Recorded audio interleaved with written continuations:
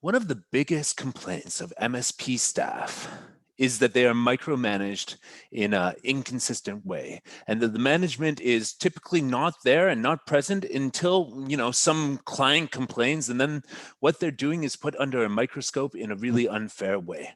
So my name is Eric, this is MSP Mountain, and I want to tell you how to avoid this practice as an MSP manager. So you've got, say, 5 techs, you've got, um, 500 tickets a week. No, that would be too much. That would be like, yeah. So 5 techs and maybe 200 tickets a week, let's say.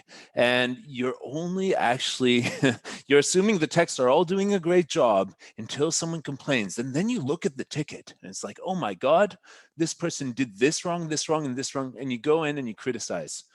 And you say, you need to do this differently. And they're like, well, I was just doing it because of this and all this stuff. And basically they feel that they're being micromanaged in an unfair way. How do you avoid this as an MSP manager? Well, this is probably a symptom of you don't really have a system and everybody's just winging it every day. You don't really have a system of guiding the techs, training them how to do things your way.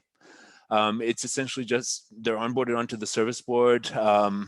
They're shadowing somebody who's already there, and they're basically left to their own devices. They get tickets and they have to figure out how to solve them, and they do it pretty much their way. And if you don't like their way and you haven't given them any other instruction, then, well, you better accept, and you're not giving them actual mentoring in this area, you better accept that they're going to do things their own way and you might not always like it. So if a client complains, it basically just means that their basic judgment of a situation didn't give the best customer service or the level of customer service that the client wanted. So the first thing you need to do is make a good culture of documentation, a good culture of best practices, and a good culture of training people when they join, because then the expectations will be more clear. They'll be more clear on what kind of service they're supposed to be giving to the clients, what your deal with the clients is, what your promise to them is. And they also need a system of accountability to hold to those standards.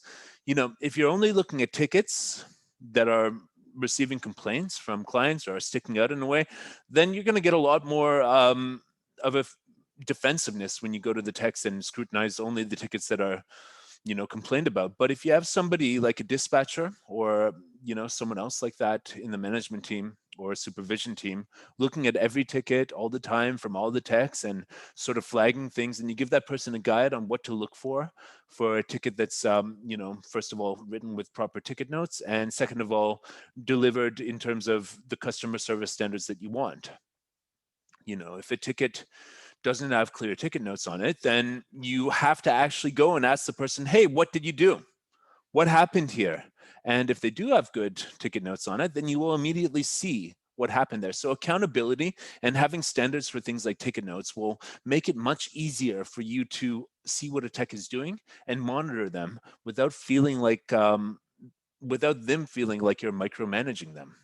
So that's really important, and you need to find a way to set those standards in your organization. It's best to do it with a dispatch person, somebody who is looking at every ticket on every tech every day and ensuring that they have the proper notes and that the proper procedures for customer service and service delivery are being followed, meaning that SLAs are met, meaning that the customer is reached out to in the proper way, and that basically the experience for the customer is consistent. They know what's going to happen when they send in a ticket via email.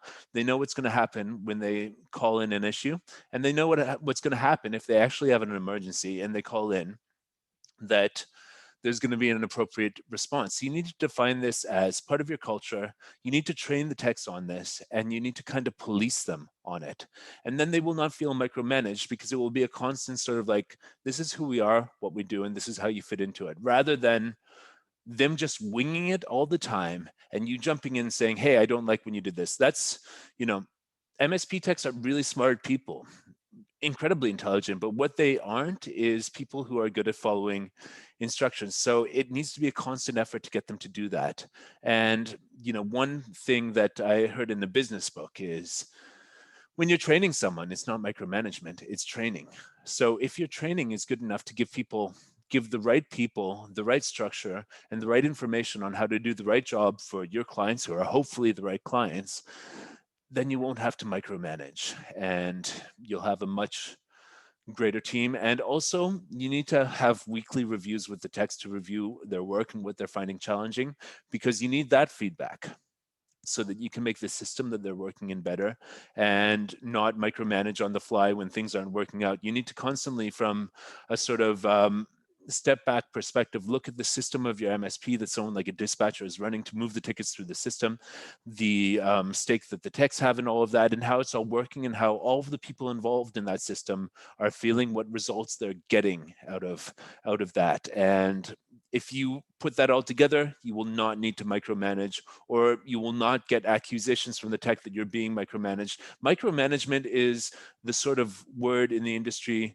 that people like to throw around when they don't like the job that they're in because there's not enough structure. If there is enough structure, they know what to do. The expectations are clear. And when they speak with the manager, they're discussing the result of following that system, rather than feeling like the system is constantly changing, that the management is getting involved in a erratic or sort of inconsistent way. You know, you want to make everything consistent, have standards that they're reaching, and teach them how to reach those standards, so you don't need to jump in and micromanage. I hope you enjoyed this video. My name is Eric from MSP Mountain and Support Adventure, the expat outsourcing company. We've learned a lot.